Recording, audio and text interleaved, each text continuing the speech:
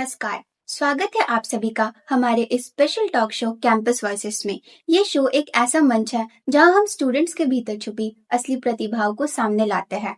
आज हमारे साथ मौजूद है आरका जैन यूनिवर्सिटी की एक छात्रा समृद्धि राजकुमार, जिन्होंने श्रीनाथ यूनिवर्सिटी द्वारा आयोजित रेडियो श्रीनाथ प्रतियोगिता में दूसरा स्थान हासिल किया था। आज हम उनसे उनकी जीत, उनकी तैयारी, चुनौती और सीख की बातें करेंगे, ताकि उनसे प्रेरित होकर जितने भी स्टूडेंट इस शो से जुड़े हैं वो भी अपने जीवन में सफलता हासिल कर सके। हमारे शो में आपका बहुत बहुत स्वागत है समृद्धि। बहुत बहुत धन्यवाद मुझे शो में बुलाने के लिए। जी, सबसे पहले तो आपको आपकी उपलब्धियों के लिए बधाइयाँ। बहुत थैंक यू। इन्हीं से जुड़ी कुछ बातें हम आपसे जानना चाहेंगे आज। तो इस रेडियो प्रतियोगिता में भाग लेने के लिए आपने किन किन तरह की तैयारियां की थी? तो इस रेडियो कंपटीशन में पार्टिसिपेट करने के लिए सबसे पहले मैंने voice modulation, voice clarity, pronunciation पे ज़्यादा ध्यान दिया था और साथ ही मेरे राइटिंग स्किल्स पे भी ज़्यादा ध्यान दिया था, क्योंकि जो रेडियो कंपटीशन था उसके एक दिन पहले हमारा राइटिंग स्किल्स टेस्ट भी था, जिसमें हमें रेडियो स्क्रिप्ट भी लिखना था और ये हिंदी पे था।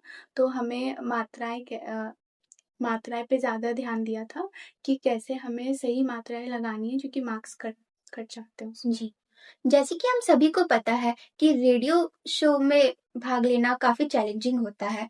तो मैं आपसे जानना चाहूँगी कि आपने ऐसे इन सिचुएशंस को कैसे हैंडल किया था? तो हाँ, जब भी हम किसी कॉम्पिटिशन में जाते हैं तो हम थोड़ा नर्वस हो जाते हैं। तो ये भी मेरे साथ भी ऐसे ही हुआ था कि मैं नर्वस हो गई थी कि मैं जीत पाऊँगी कि नहीं, मेरे से हो पाएगा कि नहीं। लेकिन मैंने खुद को पॉज़िटिव रखा और ये सोचा कि ये एक तरीके का चैलेंज है मेरे लिए और इससे मुझे कुछ ना कुछ सीखने को ही मिलेगा। जी।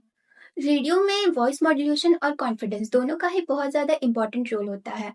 तो क्या आप हमें बता सकती हैं कि आपने इन दोनों को कैसे बैलेंस करके चला? मतलब कैसे इन पे पकड़ बनाई?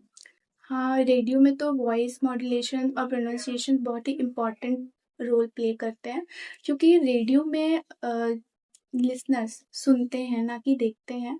तो आप जिस तरीके से बोलते हो लिसनर्स उसी तरीके से आपको इमेजिन करते हैं। तो हमारा तो टॉपिक वीर रस था, हमें एक सैनिक के ऊपर पत्र लिखना था, तो हमें थोड़ी जोशीले आवाज़ में रेडियो में बोलना था। तो हमने मिरर के सामने रोज़ प्रैक्टिस, हर दिन प्रैक्टिस कर के हमने मुकाम जी। हासिल किया था। समृद्धि, इस पूरी प्रतियोगिता में सबसे खास पल आपके लिए कौन-सा था? इस पूरे कॉम्पिटिशन में सबसे ख़ास पल मेरे लिए ये था कि इतनी कड़ी मेहनत के बाद मुझे सेकंड प्राइज़ मिला था और ये मेरे लिए बहुत ही गर्व का बात था। जी।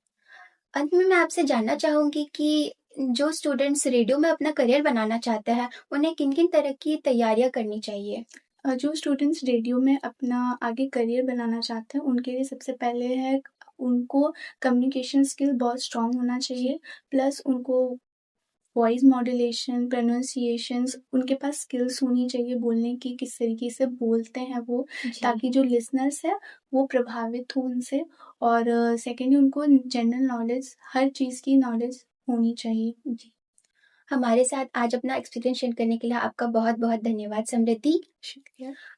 आज की बातचीत से हमें ये पता चलता है कि इस प्रकार की प्रतियोगिता में सफलता अच्छी आवाज़ के साथ-साथ तैयारी और कड़ी मेहनत से ही मिल सकती है। आशा करती हूँ कि समृद्धि की जर्नी से हम सभी को कुछ नया सीखने और करने की प्रेरणा मिली होगी। और इसी पॉजिटिव नोट के साथ आज का शो यहीं पर समाप्त होता है। मैं पुष्पा और आप देख रहे हैं हमारा special talk show campus voices. इसी प्रकार की इन्फॉर्मेटिव शोज को देखने के लिए देखते रहिए एजेओ टीवी। धन्यवाद।